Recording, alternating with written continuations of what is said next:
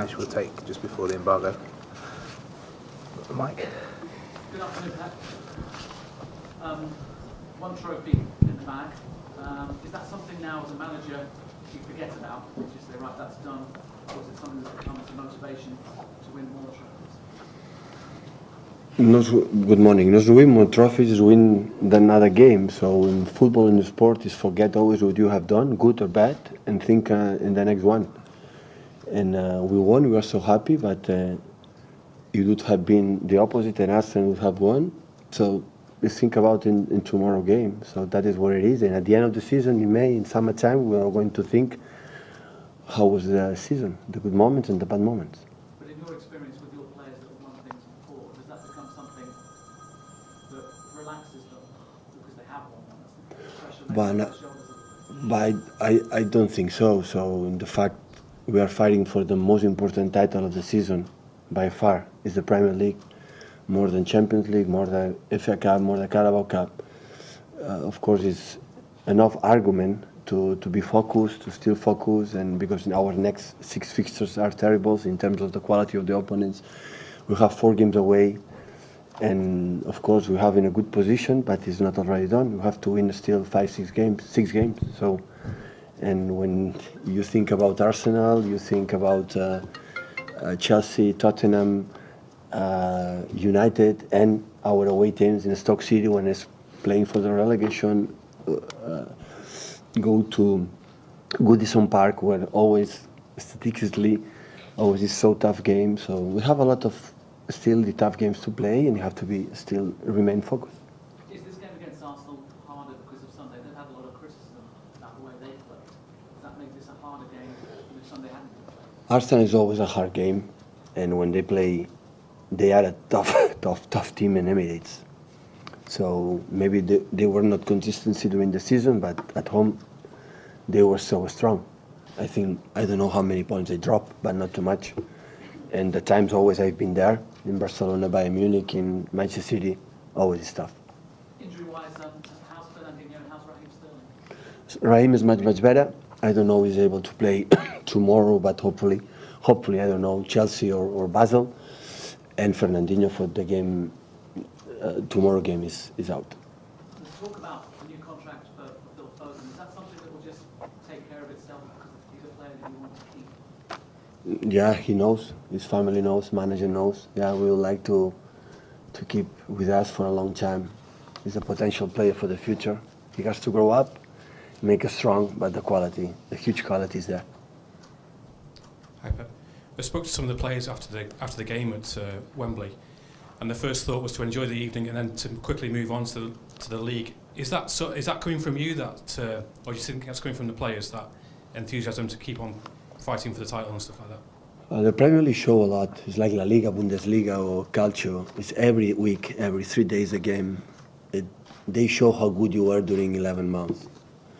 But all the titles I won, or we won like a staff place in my career with my people together, is always the league. Always is the most difficult because it show a lot. So Carabao Cup you win, but we make 2 penalty rounds with Claudio save, and you can be out doing the same. So that is one coin, sometimes good, sometimes bad, but the league is not. The league is constancy, the Premier League is being. That's why the players knows that. The players know exactly how important is the league for the club, for our future. And of course we have to be focused, because we will be focused, we were always focused during the season, but you know how tough it will be until the end of the season. And just in terms of Fernandinho being unavailable, Yaya's not been involved much recently. Could he come straight back into the team? It depends on him. It's simple like that. It depends on him. What does he need to do? Depends on him. He's coming back who he is, he's going to play. He's fit and he's... Yeah. Hi Pep. I know you spoke at length on Sunday about the yellow ribbon, but has there been any contact since between you and the FA about that matter? No, but of course I'm going to write the letter. I'm going to explain our position. But the same, I am available for the FA. Absolutely. So there's no problem. Okay, any more questions for the embargo? Okay, take one in Spanish, please. Hola, Pep, bon dia. Et volia preguntar quin record tenies del Quini com a jugador quan tu eres petit i en aquesta última etapa si havíeu coincidit.